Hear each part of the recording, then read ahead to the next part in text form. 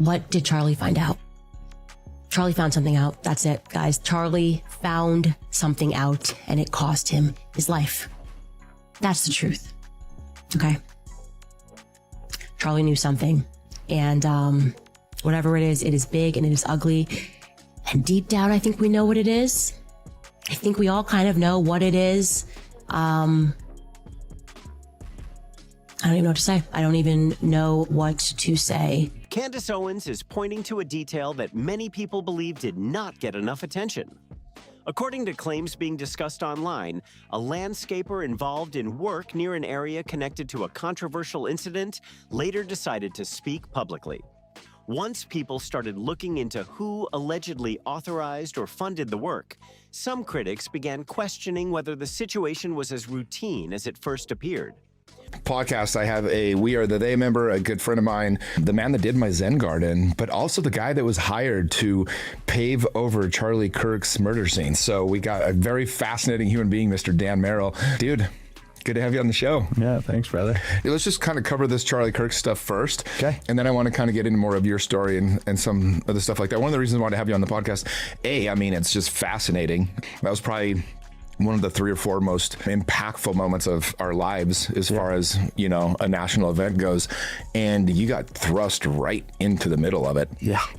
So what exactly was your role? What happened? How did that all come about for you to be the person they called? I think, one of the reasons I wanted to have you on, you haven't really told your story, but you've been getting a lot of death threats and people that think you're part of the conspiracy. And I just wanted to kind of really get into how that all happened for you. Sure. Well, so interestingly enough, I came and met with you about your Zen garden. That was right when it happened. I was on my way back to my shop in Provo, and I saw 6 different precincts flying past me in the commuter lane. What was initially described as a standard cleanup has since sparked debate and fresh speculation. Why was the work completed so quickly, and was there a specific reason for the urgency? Some commentators have even questioned whether organizational resources were involved, though no such claims have been proven. The most talked about part of the story is no longer just the original event itself. According to Owens, attention quickly shifted toward who controlled the scene, who shaped the public narrative, and which questions people felt comfortable asking afterward. Now a landscaper is speaking publicly about the day he says he was called in to work on the exact area connected to Charlie Kirk's death. What did you hear about that purge? I heard there were 30 to 40 people purged, that they were looking for the leak. They knew there are leaks out of TPUSA. They are terrified of these leaks because of what TPUSA has been up to. And rather than try to be an honest organization, it's just let's get rid of all the people we think might be disclosing that we're a dishonest organization. USA did a massive purge of employees a few days ago, or at the end of, last week, you could say. What did you hear about that purge? I heard there were 30 to 40 people purged, that they were looking for the leak. They knew there are leaks out of. According to his account, the request came extremely fast, not weeks later and not months later, but almost immediately after the incident. As people began looking into who approved the project and where the funding allegedly originated, Erica Kirk's name reportedly started coming up in discussions once again. The landscaper, Dan Merrill, says he received an unusual emergency call on a Sunday. At first, he believed it was just another routine job. But then, according to Dan, he was sent photos tied to the scene where Charlie Kirk was killed. He claims he was told the area needed to be paved quickly and completed by Monday, creating even more questions about the timeline and urgency behind the work. This is crazy.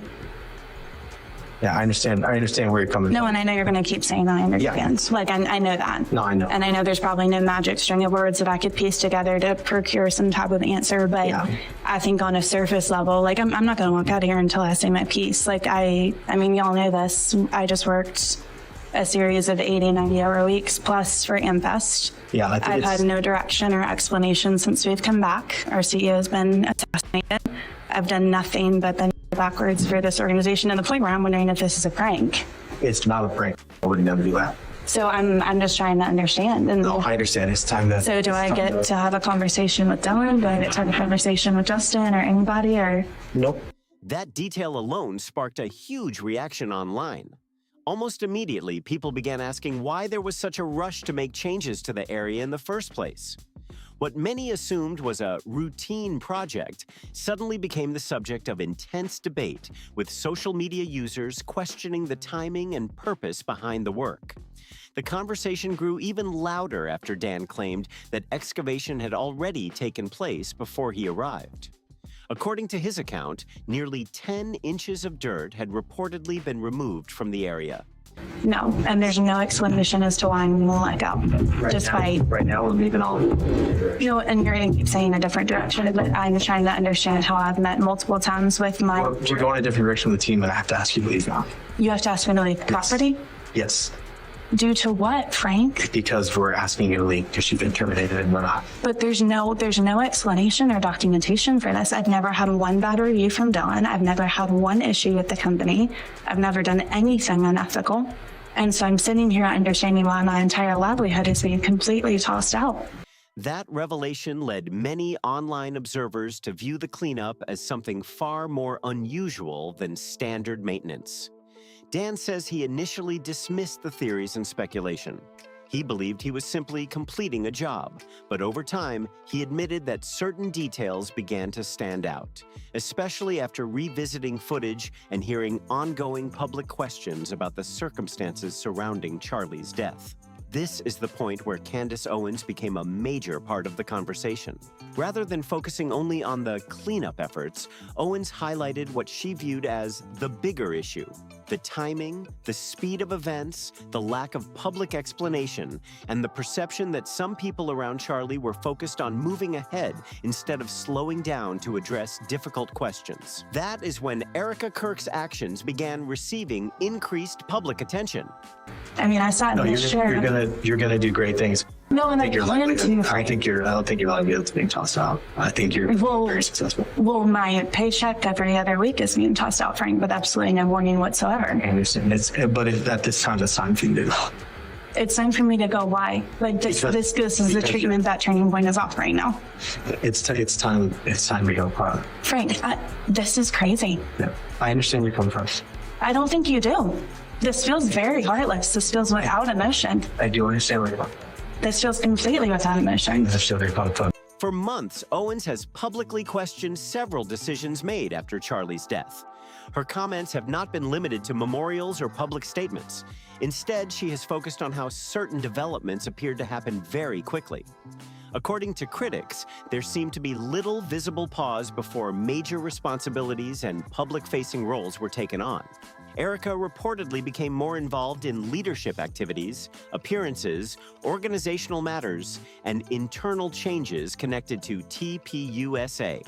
As more people noticed that shift, older claims, past discussions, and previously overlooked stories started resurfacing, adding even more attention to the growing debate surrounding the case. One of the most talked about controversies involved leaked audio that was allegedly connected to discussions about merchandise and branding shortly after Charlie's death.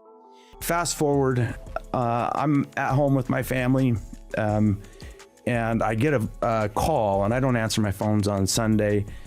They left a message, and the gentleman said, "Hey, this is kind of weird," and he was kind of hemming and hawing on the phone. This was 5 days later then? Yes, You said it was on Sunday? Okay. Yeah, on Sunday. And he says, "We've got a paver emergency." I'm like, what the hell? When the hell's a paver emergency? Exactly, Yeah, right? I'm thinking, this guy's, what the hell? So anyways, I wasn't going to even respond because I don't typically do that. But I'm like, paver emergency. Part of my MO is I like to be useful, where I can be help, So I texted the guy. I said, "Look, I don't work on Sundays. My guys don't work on Sundays. I'm happy to call you on Monday. What's a paver emergency?" Critics argued that the timing felt surprisingly fast and insensitive, while supporters pushed back, saying those conversations were simply part of managing an organization during a difficult period. The disagreement quickly turned into another major debate online. When people placed those claims alongside the allegations about the rapid cleanup, some began viewing the situation through a different lens. Then another controversy emerged involving a memorial display.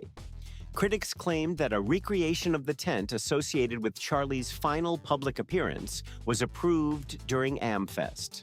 Supporters described it as a tribute meant to honor his legacy, while others questioned the presentation, especially after reports that merchandise areas and photo opportunities were included as part of the event setup. According to Candace Owens, this reflects a broader pattern she believes deserves more scrutiny. She argues that whenever difficult questions gain momentum, public attention often shifts back toward messaging, presentation, and image management. And you can see from behind me, this is a recreation of the tent where Charlie Kirk lost his life at Utah University in September, and people are taking selfies with it. I can't. I cannot. I am not capable of whatever that. When I saw this, I realized I do not know enough words. I had to consult a thesaurus, and I still could not land upon the correct adjective to describe how I felt when I saw that tent. People taking selfies under a recreation. I don't know if it's actually the tent. It looks like it's pretty old, or a tent that Charlie died under. That's what was happening at AmFest. Horrified. I was aghast. I don't think I ever described myself as aghast. I was aghast. It was ghastly to look at that and to realize that they made a conscious decision to allow that to happen. To what end?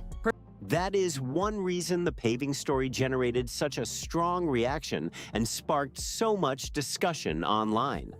Because at that point, the debate was no longer just about a patch of concrete. For many people following the story, it became a symbol.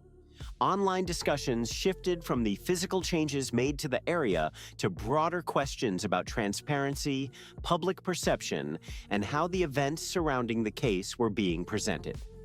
Dan Merrill later said that after posting a video explaining his perspective, he was met with immediate backlash. Some commenters accused him of playing a role in removing an important part of the scene, while others argued that he was simply carrying out work he had been hired to do. The reactions were intense and came from all sides. Dan also said that after reviewing public information and hearing ongoing discussions, he began questioning certain aspects of the official account.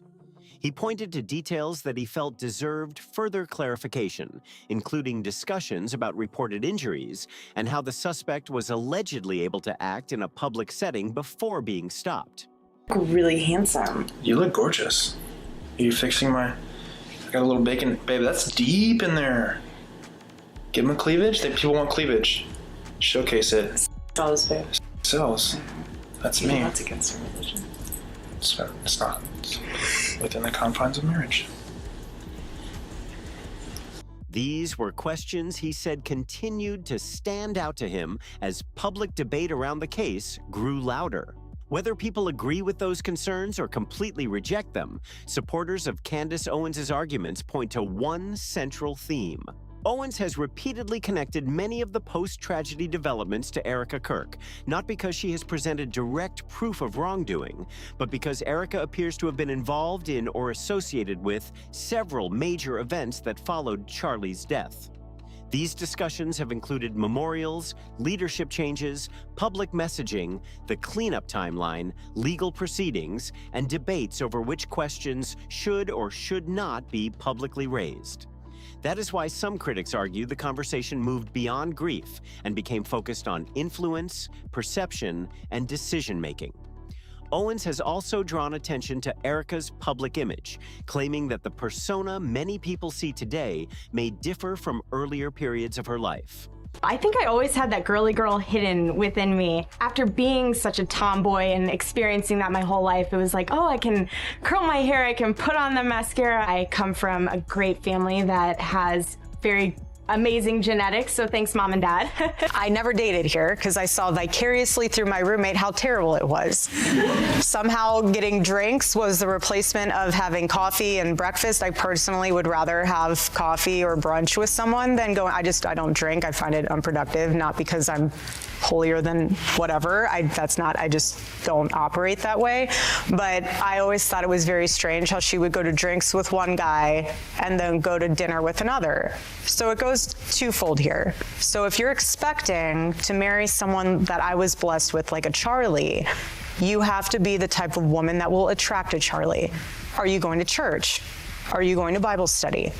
As a result, older material reportedly began resurfacing online, including audition recordings, pageant appearances, reality television clips, and acting-related footage that sparked a fresh wave of discussion and scrutiny.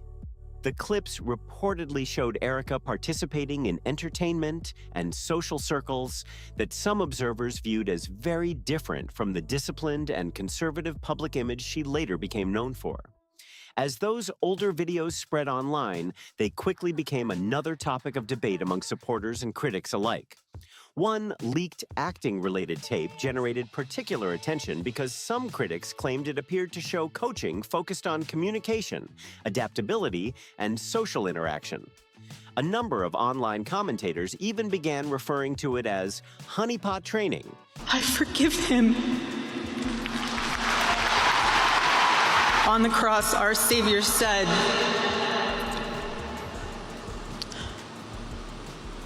"Father, forgive them, for they not know what they do." That man, that young man, I forgive him.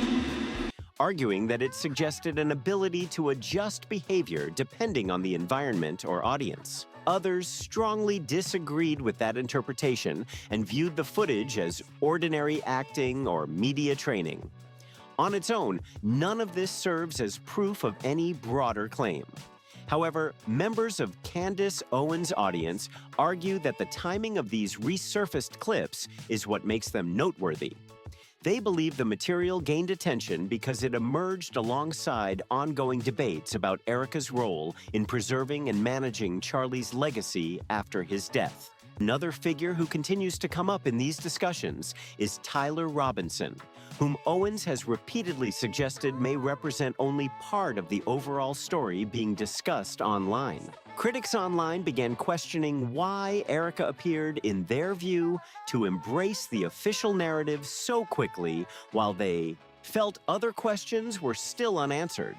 Some commentators even speculated that Tyler Robinson became the central focus of public attention, allowing broader debates about the case to remain in the background.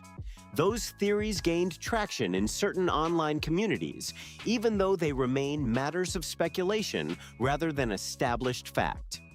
As those discussions spread, people started re-examining nearly every major development connected to the story. Online users revisited claims about the rapid cleanup, reports of excavated dirt, the swift leadership transition, controversies surrounding memorial-related branding, and perceptions about how key figures responded publicly after the tragedy. Some also pointed to reports that Erica allegedly forgave Tyler unusually quickly, arguing that the timing of various events deserved closer scrutiny. Supporters, however, have pushed back against many of these claims and interpretations, keeping the debate highly divided. Critics argue that any one of these details could have a reasonable explanation on its own. However, they believe the picture looks different when all of the events are viewed together. That perspective has fueled ongoing online debate, with some commentators claiming the controversies seem connected rather than isolated. Others strongly disagree, arguing that people are drawing conclusions from unrelated events and limited information. A central theme in Candace Owens' commentary is her belief that Erica Kirk may have played a significant role in shaping how events were communicated to the public after Charlie's death. Owens has repeatedly questioned whether key decisions were purely reactive or part of a broader effort to manage public perception.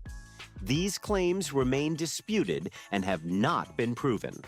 That is also why the paving controversy generated such intense discussion online. Critics focused on reports that organizational funds may have been involved in work connected to the area, though those allegations remain unverified. For many people following the story, the debate shifted away from whether the work occurred and toward questions about the timing, the decision-making process, and why certain actions appeared to happen so quickly after the tragedy. Online reactions have been intense, with commenters offering a wide range of opinions and theories.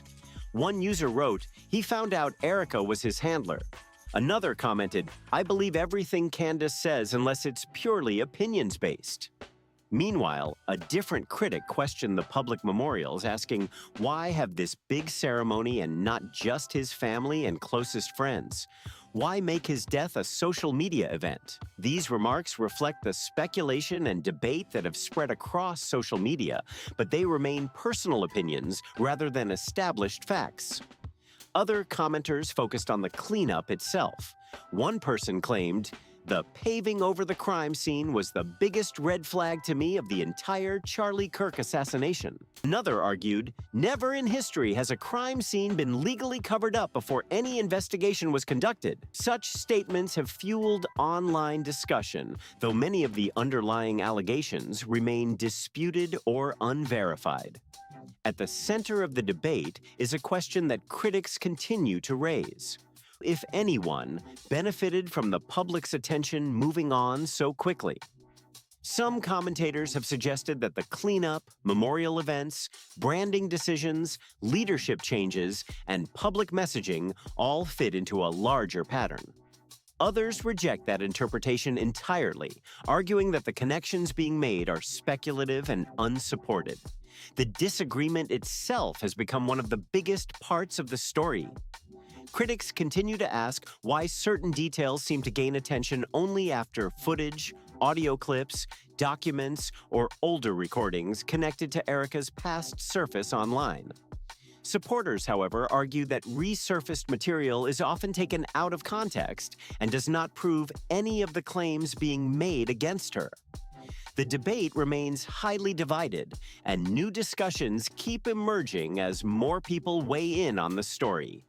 Be sure to share your thoughts in the comments, and don't forget to like and subscribe if you want to follow future updates and developments surrounding this ongoing controversy.